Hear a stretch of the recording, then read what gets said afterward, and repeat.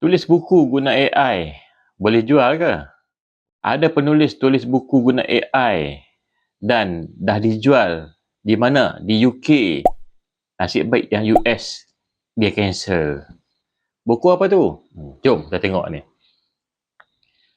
Buku ini, tajuk dia Shy Girl. Shy Girl ditulis oleh Mia Ballard. Saya tak tahu nak sebut macam mana dia punya nama. Mia Ballard ke Mia Ballard saya tak tahu. Tapi apa yang jadi? Mia Ballard dikatakan menggunakan AI.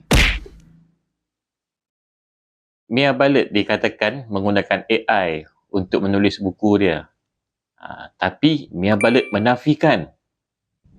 Pada tahun 2025, dia tulis buku tajuk Shy Girl ni dan dia self-publish. So terbit lah kan. Kemudian ada penerbit nama dia Hachette Group. Hachette Book Group. Ambil buku dia, kemudian terbitkan. Mula-mula dia orang terbitkan dekat UK, United Kingdom, tahun 2025, bulan November. Kemudian tahun 2026 akan masuk ke US lah. Tapi apa yang jadi, pembaca dia cakap, ni macam AI lah yang tulis buku ni. Sebab dia orang ada nampak pattern generative AI dalam novel dia tu. Dan Hachette Book Group, dia dah tarik balik, dia cancel dekat US, yang dekat UK semua dia tarik balik. Dan buku ni officially cancel. So, Mia Ballard ni pula, apa dia buat? Dia kata dia menafikan. Dia menafikan sekeras-kerasnya yang dia menggunakan AI untuk menulis. Dan dia bukan penulis baru, tuan-tuan dan puan. Jadi, dia kata editor dia, freelance editor yang dia upah untuk edit dia punya manuskrip, gunakan AI tu. Mungkin dia gunakan untuk editing, mungkin dia nak guna untuk menambah baik penceritaan. Tapi apa yang dia buat adalah mungkin editor dia tu ambil kopi sebiji daripada AI tu, masukkan ke dalam manuskrip. Itulah jadi puncanya menurut Mia Ballard lah kan. Dan Mia Ballard pun dia kata dia akan ambil tindakan kepada freelance editor yang dia upah tu. Okey, baik. Kita masuk ke topik utama yang saya nak ceritakan kepada anda. Tapi sebelum tu saya nak beritahu lah. Saya rakam video ni pada waktu malam dan pada waktu selepas hujan. Jadi ada bunyi cengkerik dan ada bunyi katak. Sebab rumah saya rumah kampung je, tuan-tuan dan puan. Mungkin bunyi akan kedengaran masuk dalam video ini. ChatGPT ni tak salah, tuan-tuan dan puan. ChatGPT adalah untuk membantu penulis nak menyelesaikan penulisan, tapi dengan cara yang betul lah, bukan cara menulis keseluruhan manuskrip. ChatGPT ni ataupun Gemini, tak kisahlah apa-apa pun, ChatGPT, Gemini, apa-apa AI yang ada, bukanlah untuk mengambil alih tugas manusia. Dia hanya sekadar untuk membantu tugas manusia, tuan-tuan dan puan. Jadi ada ramai jugalah penulis yang silap guna. Contohnya dia suruh AI ni tulis keseluruhan manuskrip dia. Jadi hasil memang teruk lah kan. Sebab dia generik dan tak ada jiwa. So generative AI ni bukanlah untuk mengambil alih tugas penulis. So macam mana kalau penulis nak guna AI? Teknik dia macam ni. Saya ada senaraikan beberapa teknik. So tengoklah sampai habis video ni. Dan jangan lupa tinggalkan komen. Pertama sekali, gunakan AI, tak kisahlah ChatGPT atau Gemini atau apa-apa saja, sebagai co-writer, bukan ghostwriter. Caranya, kita jangan bergantung 100% pada AI ni, tuan-tuan dan puan. Cara penggunaan yang betul, kita sediakan idea, buat outline, buat konflik, masukkan emosi utama dalam cerita tu, dalam jalan cerita tu. Kemudian kita bagi tahu dekat AI kita ni, dekat ChatGPT ke Gemini, untuk memperbaiki ayat, memperbaiki sudut pandang, mencadangkan sudut pandang yang lebih bagus, kemudian ataupun memberi variation of dialogues. Jadi kat situ adalah teknik yang betul kita nak gunakan AI. Sebab apa? AI ni dia tak ada pengalaman hidup, tuan-tuan dan puan. Dia tak ada macam kita. Kita ada pengalaman hidup sebenar. AI ni dia tak ada emosi, dia tak ada pemahaman yang mendalam terhadap sesuatu gaya penulisan yang membawa emosi dan membawa yang jiwa. Jadi dia tak ada jiwa, tak ada emosi. Dia hanya tulis berdasarkan apa yang diajar kepada dia. Jadi kita sebagai manusia masih lagi kena menulis, tuan-tuan dan puan. Kita gunakan AI ni dapatkan idea dan kita sendiri kena tulis. Kita type balik jadi cerita tu. Itu cara menggunakan AI yang betul. Okey, seterusnya. Kita nak menulis novel. Kita mesti dah ada outline, dah ada rangka-rangka apa semualah. Jadi kita mulakan dengan struktur. Jangan terus tulis. Ramai penulis, dia akan kata, dia buka AI, dia kata, okey, saya nak tulis tajuk-tajuk macam ni, tolong tuliskan ceritanya. So AI akan jadi berserabut, tuan-tuan dan puan. Dia takkan dapat apa yang kita nak sebenarnya. Dan dia akan hidangkan kat kita apa yang dia dah kaji berdasarkan pengumpulan maklumat-maklumat yang dia dapat selama dia ada. Jadi kita gunakan AI ni untuk bina struktur. Macam kita gunakan contohnya 3X structure, ataupun kita lebih ke lain sikit, kita gunakan gaya Save the Cat oleh Jessica Brody contohnya kan. Kita bagi tahu dekat AI ni, buat outline gaya macam ni. Gunakan 3X structure, gunakan Save the Cat.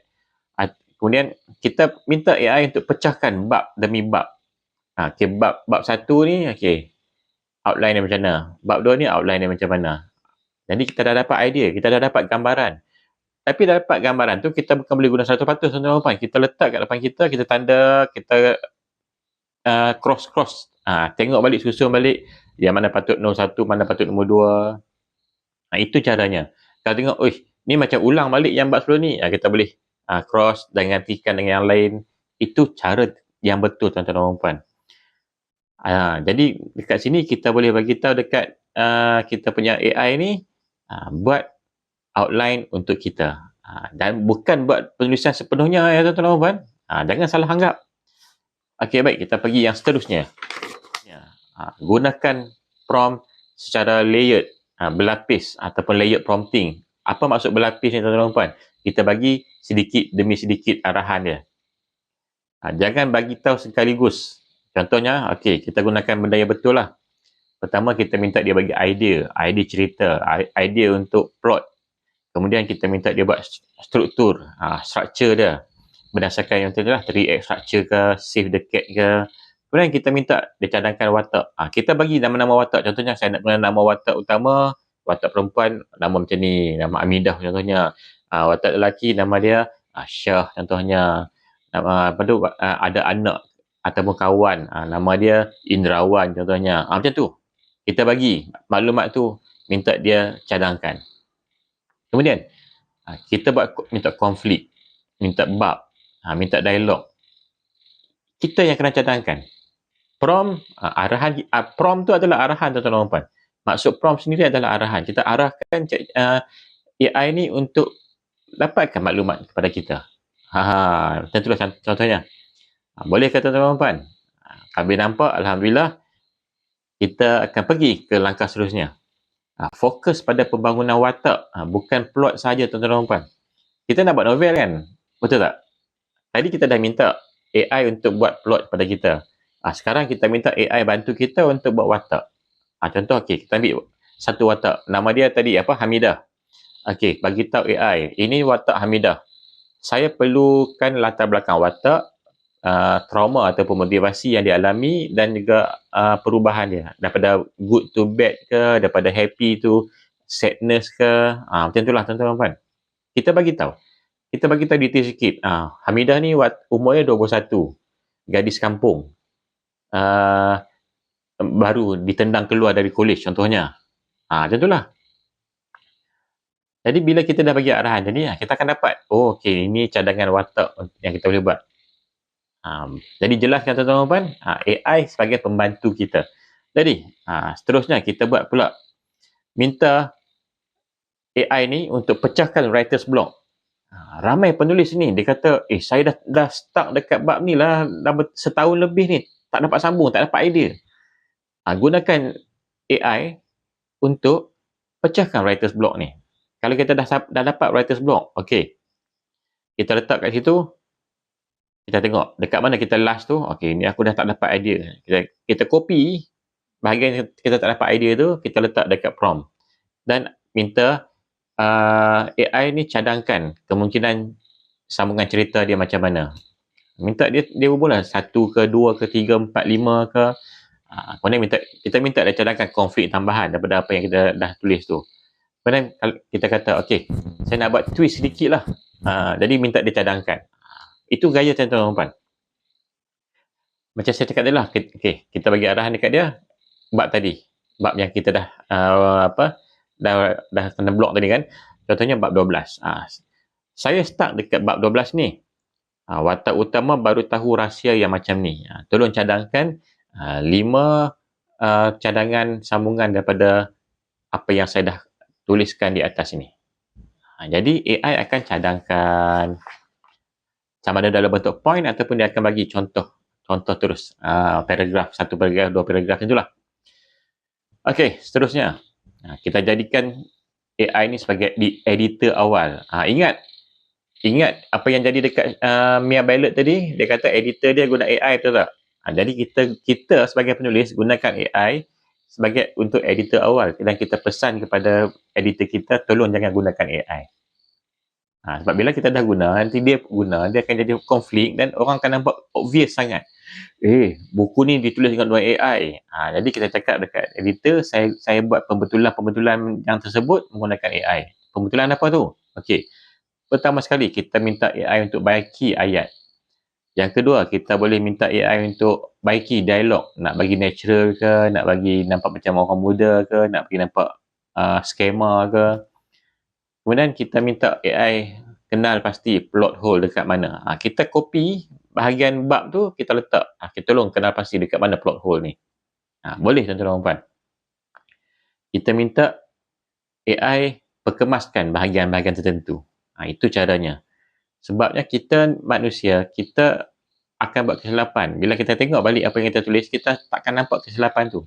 Dia biasanya orang lain akan nampak. Jadi AI ni adalah orang lain. Okey, seterusnya. Jadikan AI ni sebagai apa? Brainstorming partner 24 jam. Sebab apa tu tuan-tuan dan puan? Sebab dia sentiasa ada dengan kita selagi ada internet. Dia tak penat. Dia boleh ulang tanpa had. Dia tak penat, sentiasa ada. Tapi kalau dah sampai limit, kalau kita guna yang free, yang percuma, dia sampai limit. Kalau yang Gemini buat masa sekarang masih lagi unlimited. Gunalah sebanyak mana yang mungkin. Kalau ChatGPT dia ada limit.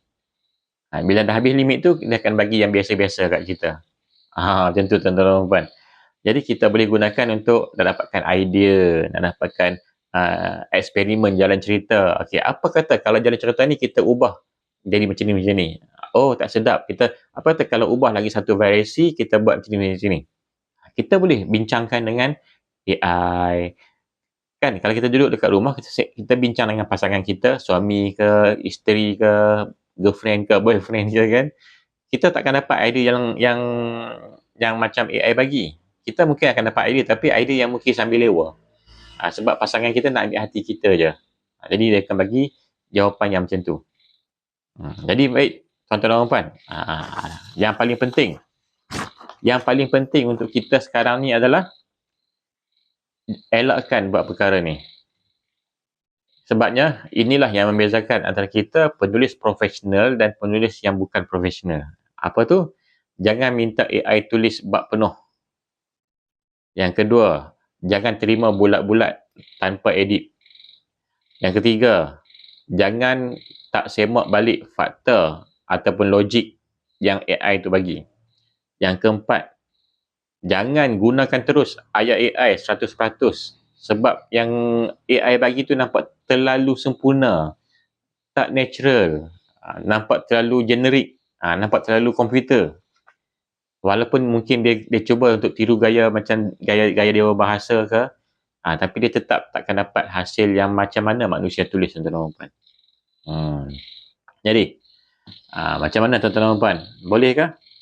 Bunyi dekat luar bilik saya ni makin kuat nampaknya dan saya terpaksa berhenti kat sini.